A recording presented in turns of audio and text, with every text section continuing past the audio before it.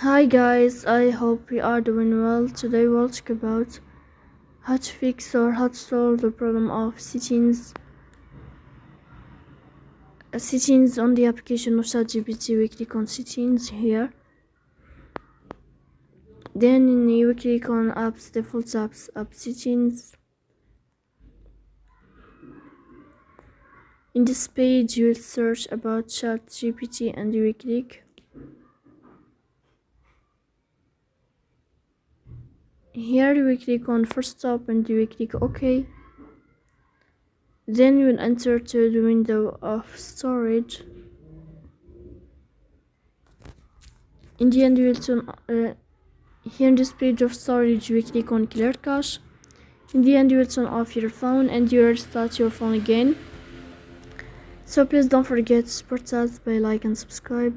See you